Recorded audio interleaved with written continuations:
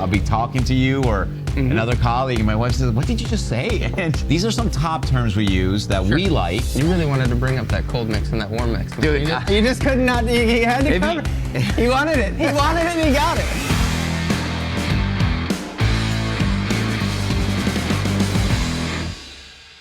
And today we are bringing you one of my favorite things, as always, industry jargon. Yes, we know that we in this industry use like a lot of industries, right?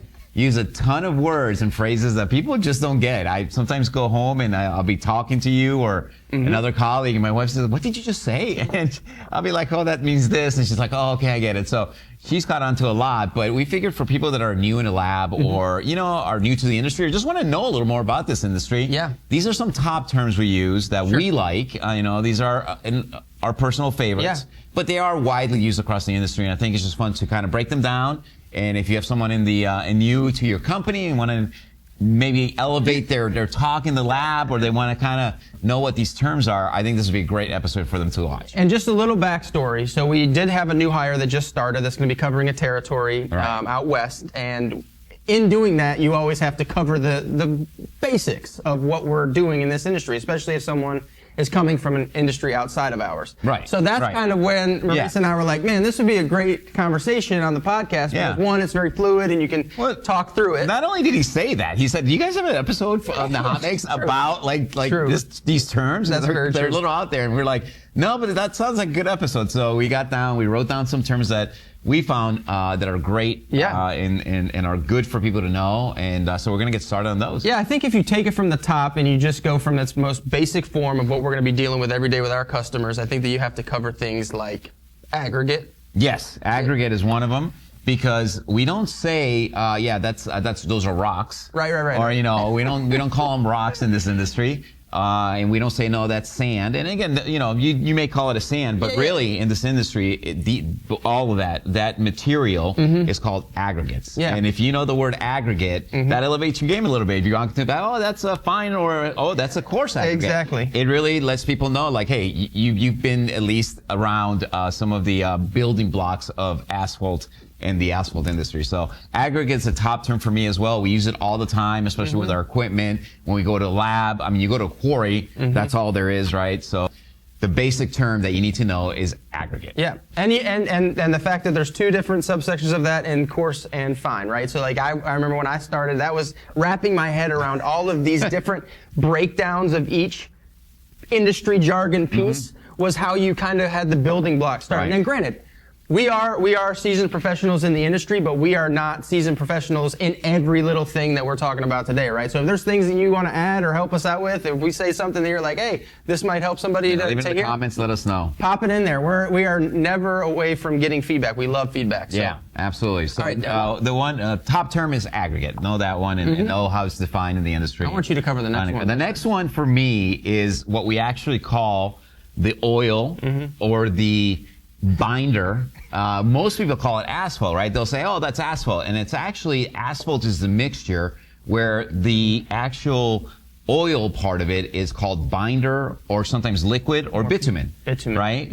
All three of those kind of refer to the same thing. It just depends on what the situation is. Yeah. If you're talking about liquid AC, liquid asphalt content, you would say, hey, add more liquid to it. Yeah. Or if you're talking about, and you're more on the chem side of it, you might call it the binder, the binder properties of the oil. And they call it binder because it binds everything together. Asphalt's made of aggregates and binder, and together it makes the asphalt. That's right. So another top term for you to know is binder, also sometimes referred to as AKA liquid, or bitumen is the correct pronunciation or name for that. And there is a lot. That is a gross simplification of it, but that is it at the core, right? I mean, it's a lot more granular, but we're trying to keep it up here. So and then we get into kind of when you talk about the formulations, you're going to get into more of the hot mix, right? The hot mix. Why do we love that name? Just has a ring to it, right? Man, it does. Hot mix. It's not just a hot sauce. It's not just a hot sauce. It's also a mix, man. It's also a mix. We should put that on the table. That's not bad, right? Yeah. So the hot.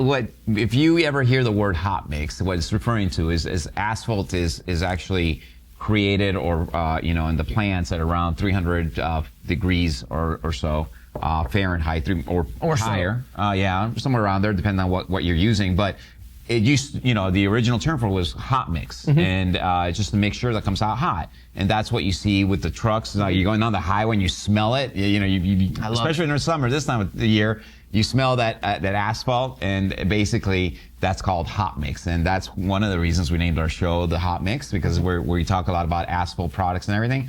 But hot mix is another top term used, and along with those are some other ones that go with it, right? Like warm mix, that's done at lower temperatures, and then you also have cold mix or cold in place recycling. So you get into a little more of the nuances, but hot mix is what people HMA, they call it hot mix asphalt. HMA is another top term that we use a lot in this industry. You really wanted to bring up that cold mix and that warm mix. Dude, you just could not, he had to cover. He wanted it. He wanted it and he got it. I like it. Have you ever seen cold in place recycling? You know how cool that is? That they actually will pick it up, put it down all in one paving train. It's amazing. It is pretty cool. Oh, I'm getting the warm mix and the cold mix. Yeah, I'm getting cold over here just thinking about that. So let's keep going with the next term. You got it. Talk to me. Okay, so next we have one that I think everybody knows, and it's one of the more terms that you'll hear, and someone outside the industry will hear, and they're like, what are you talking about? Which is called the rice test. Oof. Now, we're not talking about the white fluffy stuff, right? We do love that, though. We love that, but the rice test is referred to the specific gravity of the loose mix asphalt. So when you have it all with the max gravity, the max density that you can achieve with that mixture is and we do this test to it to establish that density. That's called the rice test. And the reason it's called the rice test, Anthony, Dr. James Rice came up with this test. Came up with this long time ago, over 50 years ago. I think it was back in the 1960s. I'm gonna have to check that, but a very long time ago, he came up with the method and the specification of how to perform this test. He was Dr. Rice, and he came up with this, how we perform that. Out of you today. Yeah, and it's amazing that this test from, so long ago is still one of the biggest tests in the industry. Absolutely. That's amazing. The core lock obviously performs the rice test. We also call it the GMM. Maximum specific gravity. So that's another favorite term. And so if you know the rice test, you're going to sound like you know what you're talking about. And to be honest, there's a funny story about this. When I first started, I thought this was called the rice test because it looked like rice. Really? It's black, and then but I'm saying the mix. I guess it could be some black rice. This is 10 years ago, right? You got to give me a little bit of credit. So I was like, oh yeah, that makes sense. It's kind of like broken up like rice. And then Rice is like, nah, man, that's not it. And he corrected me. So I went through the process of learning the industry jargon too. Listen, we just helped someone not make a mistake in the lab. I know. That new guy that said like rice test, I've heard that. So absolutely. Yeah, the rice test is a big one. What's another one of your favorite? What's another one top term that we use a lot? I think mix design. Mix design. That's a good one. Explain that one then. I think we, cover a large portion of that in a lot of our podcasts because we talk about different pieces of equipment that we utilize to do mix design. Obviously, we talk about balanced mix design. We talk about balance. That's huge right now. Yeah, balance. There's been a ton of different, obviously, mix design formulas that have come up over the years. So balanced mix design, just mix design as a whole, centers around the pieces of equipment that you'll need to perform the test, but really the formulations that are done in the laboratory to pass for, and I don't want to go too far here, but a lot of the mix design that you're going to are going to be directly associated with a JMF or a job mix formula. Another key term, right? The other one that I think of once we start talking about mix design and JMFs is, what do we call what we use to do all these tests? Oh, specifications? Specifications, right? Oh, yeah. Yes, specifications. And that's a term that is highly used, in a lot of other, you have accreditations, but here in this industry, we follow specifications set by AASHTO. You love specifications. I love it. Good specification. You love them. Will put me right to sleep. You love them. I think it's a good thing that you love them. Yeah, no, they're great. They're kind of what we live and die by for doing all these tests when it comes to mix design and your job mix formula, your BMD. And, all these are set by another organization that is very popular and people should know, which is AASHTO, right? Mm-hmm. The American Association of State Highway Transportation Officials. Oh, wow! Nailed it. So good job, dude. So that is a huge organization in our industry. AASHTO. Everybody, you'll go into a lab and you'll see, hey, what's that AASHTO standard? Oh, you go into a conference and they'll be talking about the AASHTO standard for this. They have, by the way, a conference coming up. Their comp meeting in Connecticut coming up very soon.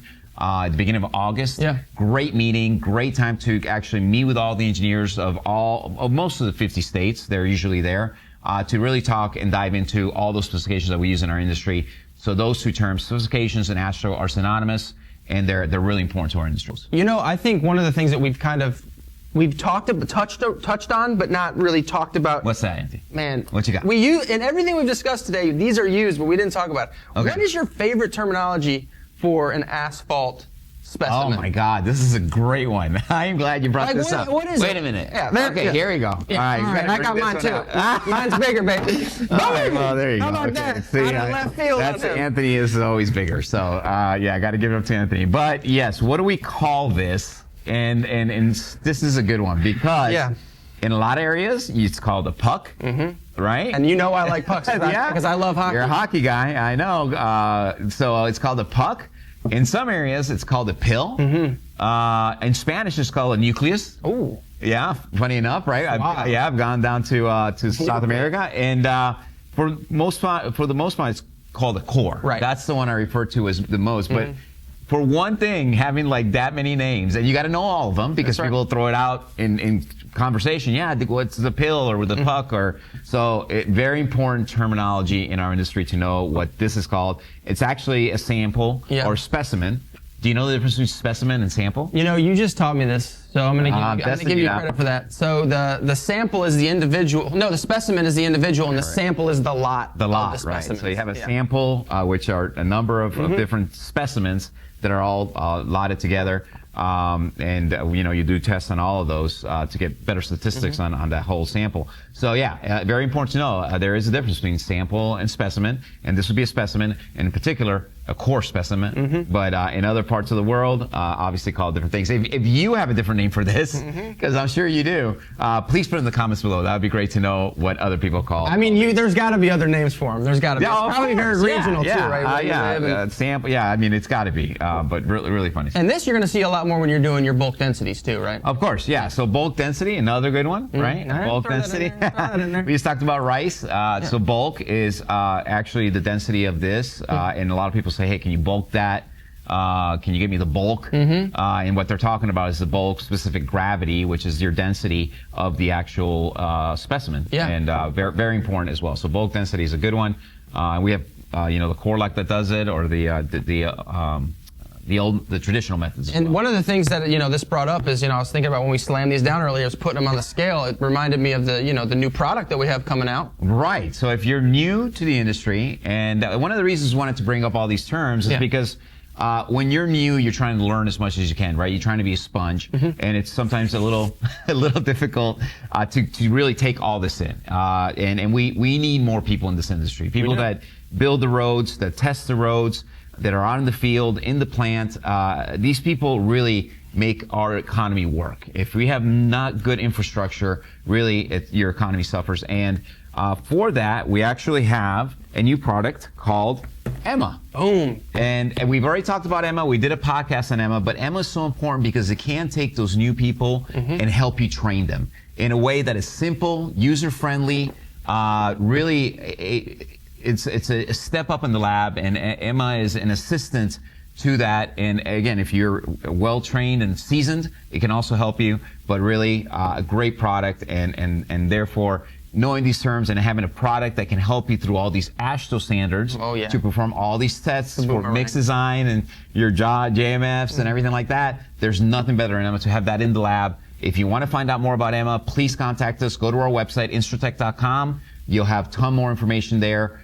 Look for Emma on our website. Also on HMALabsupply.com. Look for Emma and learn. I'm really excited about Emma. I love Emma, man. It is the coolest product. One of the coolest products we put out recently from InstroTek. And there's a lot more that we're going to do with it. And obviously, this is just the beginning. But yeah, I think it's a great product. Just the beginning. Yeah. Thank you all so much, as always, for tuning in. This was a very fun episode for us. We really appreciate your support and your feedback. Of course. Remember to like and subscribe below if you can. And just remember to keep it hot. Keep it real. Keep it real hot.